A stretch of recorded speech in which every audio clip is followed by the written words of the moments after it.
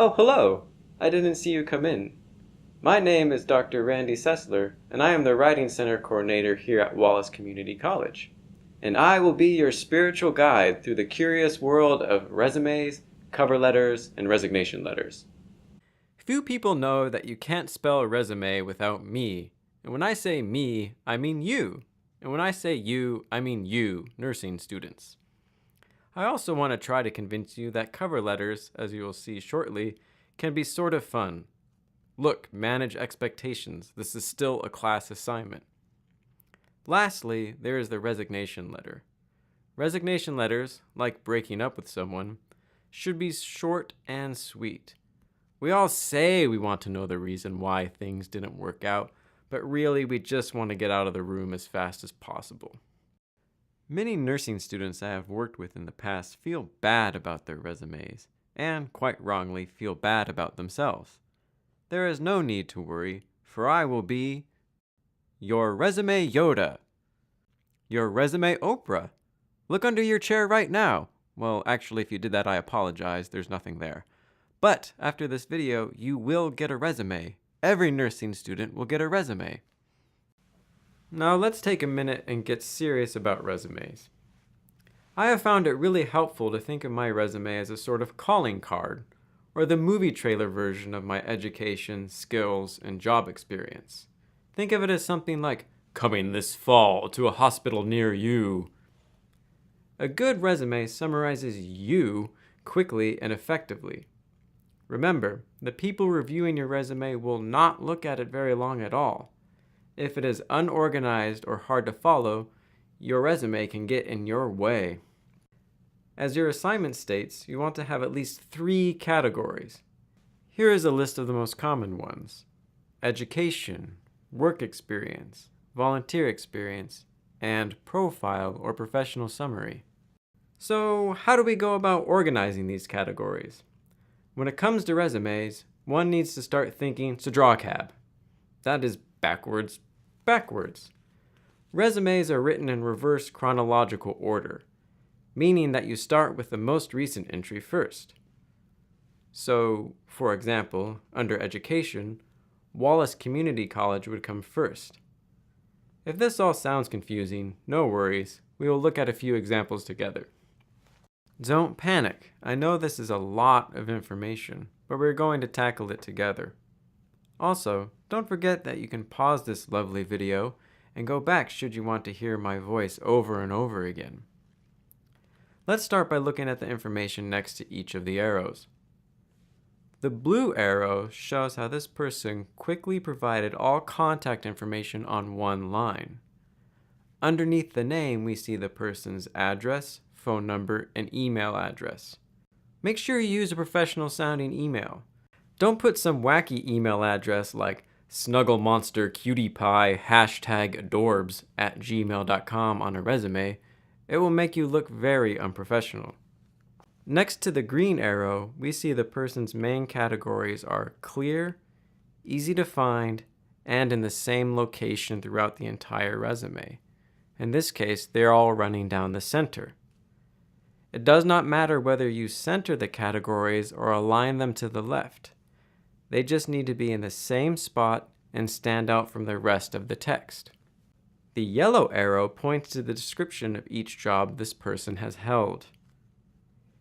You can see that the information provided follows a clear structure.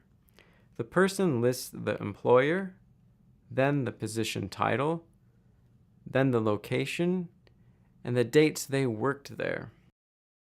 Underneath the basic information, we see a brief description of the person's duties.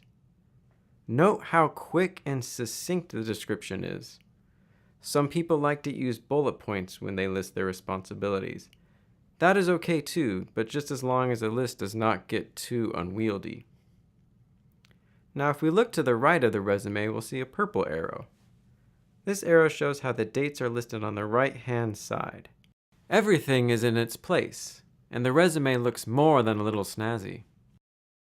If you have not already, I would suggest hitting pause and spending some time looking over this example resume.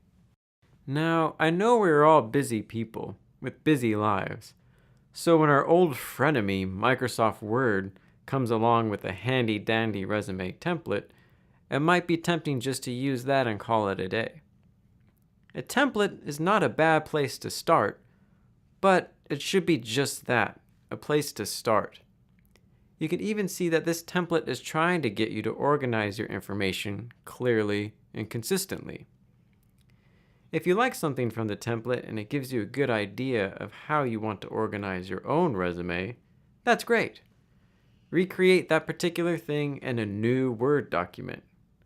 I have seen many students try to use a template and really struggle because the templates only allow you to type in those annoying little text boxes and do not give you much control over how you present you. Also, employers have seen a lot of resumes in their time, so odds are they have seen a lot of these templates too.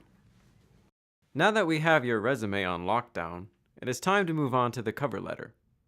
As this meme forcefully suggests, your resume and cover letter are not the same thing. They are your dynamic duo. If your resume is the teaser trailer of your experience and qualifications, the cover letter is the full trailer, showing a bit more of who you are and adding some nice personal touches. A good cover letter, like a superior pasta dish, has 3 essential parts, usually divided into 3 different paragraphs or sections. The first section is a formal greeting that shows you know the specifics of the position you are applying to and a quick statement about why you would be a good fit. The second part provides a bit more background and makes you seem like more of a real person. Look, I know you are a real person, but this is the spot where you can highlight your past experience and paint a more complete picture of who you are. Maybe you want to discuss why you got into the field in the first place, or tell a brief story about a particular experience you had during your clinicals. The third and final part mentions your soft skills, things that are really kind of hard to quantify, such as being friendly and a good team player. You also want to write a polite sign-off and provide your contact information. Here is an example of, "Hello, my name is Nursing McStudent, and I am fabulous." In the sample, we can see that the candidate addresses the cover letter to a specific person. Read the job description and application instructions very carefully to see if the potential employer tells you whom your cover letter should be addressed to. Also be sure to check under the Frequently Asked Questions section, or the FAQs. If no name is given, address the cover letter to the search committee, or consult your instructors for more tips. Let's take a quick moment and look at the sample first section. What does it do well? Well, first, it shows that this person has researched the position very thoroughly. It also shows why this person would be a great fit. The second part of a good cover letter offers the potential employer a bit more of a window into exactly who you are. Some possible approaches to this section include telling how or why you wanted to become a nurse, offering a brief anecdote or story that shows you in action or represents your approach to nursing, or a couple quick sentences about your past experiences, things that really stand out to you. Think of the second part of the cover letter as an opportunity to flesh out the information in the resume a bit. Put a person behind the name. Now, it is equally important, like a good Olympic gymnast, to stick the landing. The final part of the cover letter highlights your soft skills, things that are really hard to prove. Are you friendly? I mean, no, really, would people describe you as friendly? Do you work well in a team? Are you a natural leader? Can you multitask without dropping something? Now is the time to let the world know. In the sample sign-off, we see soft skills such as friendly and flexible. We also see another nod to how this candidate will fit into an existing organization. In the final lines, feel free to offer a quick recap of your contact information and offer a polite thank you. At this time, I'd like to invite you to pause the video and look at this example. I'll just sit here and play some Sudoku and hang out for a few minutes. Lastly, there is the resignation letter. As I mentioned at the start, these letters should be short and sweet. Do not be passive-aggressive or use this letter as an opportunity to give your 2 cents regarding the lack of organization in the break room fridge. As your assignment states, provide a clear timeline for your departure, offer to help train your replacement, and thank your previous employer for all the valuable experience you gained while on the job. If you'd like more help with your job materials, come visit us in the Writing Center. We are located in room 133 of the Center for Academic Success, or CAS, building. When you walk through the main doors, head to your left and you will find us. Don't go to your right, because if you do, you will wind up in the math lab. Numbers, gross! Anywho, it was great to, electronically at least, meet you. You were really easy to talk to. Bye!